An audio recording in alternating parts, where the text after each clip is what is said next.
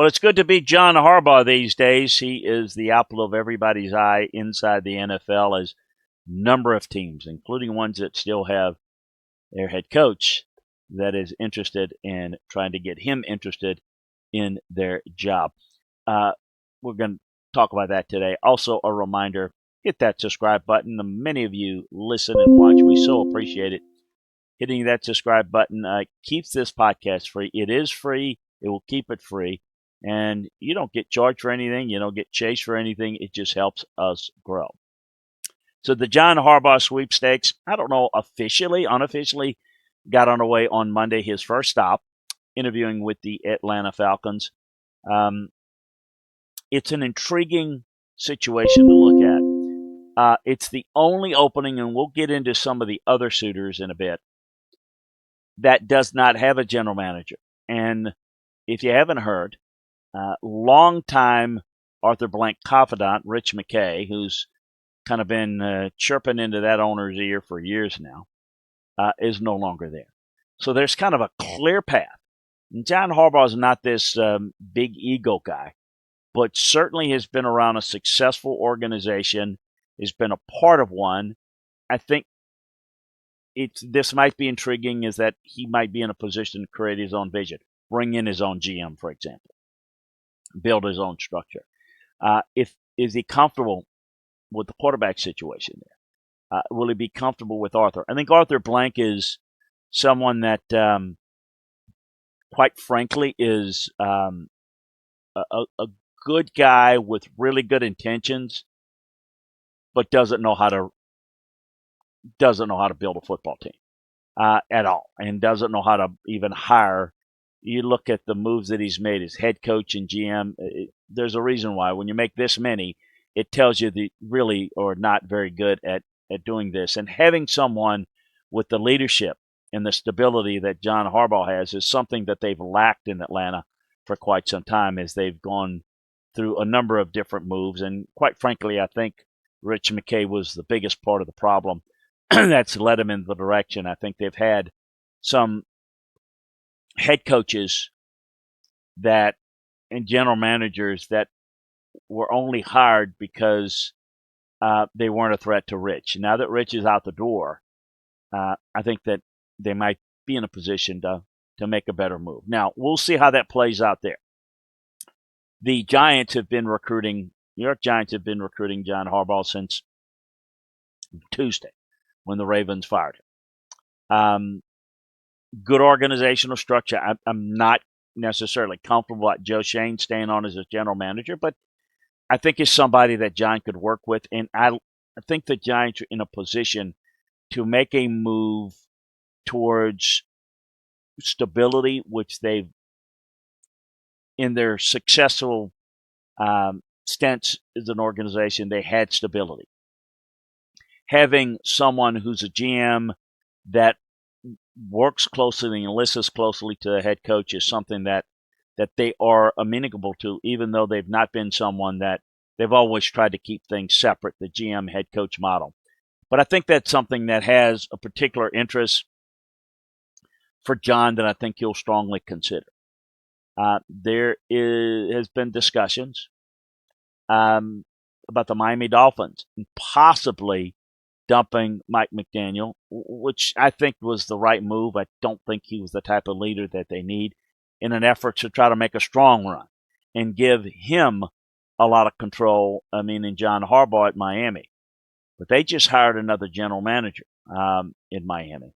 I don't know that is no ties to John Harbaugh, and I don't know that I see John. And by the way, congratulations to John Eric Sullivan, who got the job with the Dolphins. I work with his dad, and I think it's great he gets his opportunity. I don't think that's the type of guy that John Harbaugh wants to answer to.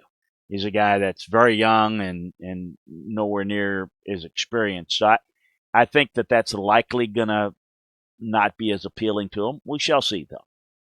Tennessee and the Dolphins quarterback situation. Are you excited about that? Probably not. The Giants, maybe so. Atlanta, yeah, I think there might be some potential there. Tennessee's got a quarterback that I think folks are interested in. potential head coaching candidates. I think a general manager that's workable. Are you comfortable working with that owner, though? That's a mess there. That's an ownership that's about as clueless as can be. I'm not sure that in the end that's where they would want to go, but I do think there's some things to be intrigued about there. The one thing to keep in mind, and I've mentioned, and let's go over a couple of other options. I don't know that Arizona's the fit there. I don't know that the GM structure is what's going to be the fit. The Cleveland and Las Vegas ownership situations are a disaster. That would be the type of guy that both of those organizations would need. But if you've got your John and you have the options that he has, why would you go there in the mess that is Jimmy Haslam and Mark Davis? I don't think that's makes a whole lot of sense at all. The one that is interesting, though, and again, I mentioned there's some teams that have a head coach that if they get the wink and the nod that John wants to come, and they could do it on the down low, they would dump their head coach if they could get him. One of them is the Green Bay Packers.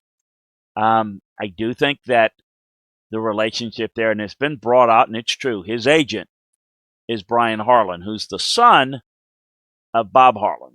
Bob was the former president of the Green Bay Packers. As you know, the Packers are community-owned, and there's a committee, but it's operated by the president. So the president of the Packers essentially acts as the owner there. Well, there's strong ties to that organization, the Midwestern tie, the John Harbaugh didn't play at Michigan like Jim did, but he grew up around the Michigan program with his dad, Jack Harbaugh, being an assistant there for a while.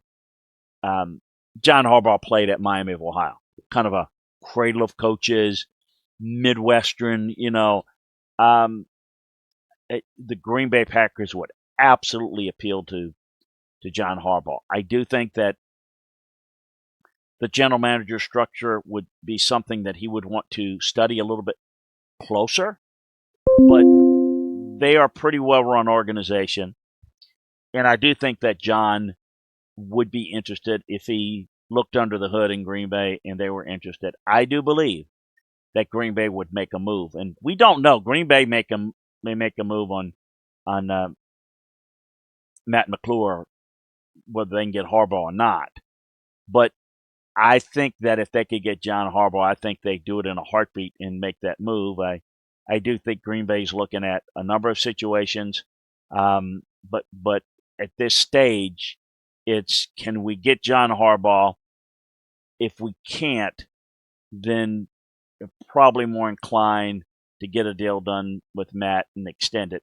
It's not very difficult to get a deal done as a head coaching contracts in the league. Pretty much cookie cutter.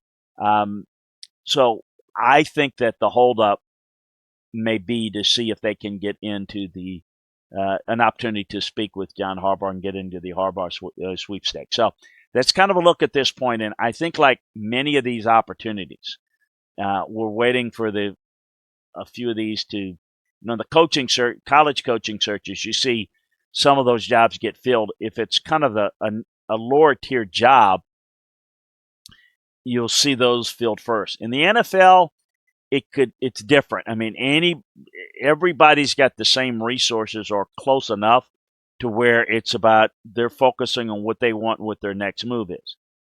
But I do think there may be a little bit of a pause because I think everyone would at least like to see what John Harbaugh is thinking and whether they'd have a shot.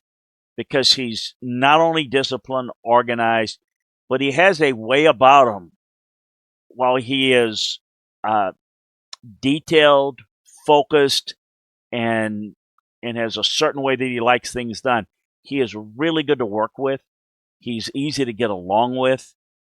He's not someone that demands the credit, or his ego is in check more than most coaches, I should say. So It's going to be interesting to see where he plays out. We'll keep you up to date on where he ends up and all the other moves around the NFL. Keep you up to date on everything going on coming up in the NFL playoffs and beyond that, everything going on with the free agency period, college football, assistant coaching, staff alignment, as well as the portal happenings. We've got it all covered for you here, which is why, again, want to hit that subscribe button. It's free. It doesn't cost you anything. It won't cost you anything. Hitting that subscribe button, though, helps keep us free. So please, we love you watching. We love you sharing and, and liking us, giving us your feedback. But also hitting that subscribe button is the most important thing. So if you would, check it out right now and see if you're subscribed. If you're not, hit that subscribe button. Again, won't cost you anything. You're not going to be chased for anything. We just want to make sure that we can help keep this and grow this for you for your football conversation. Always great speaking with you. Talk to you again next time, everybody.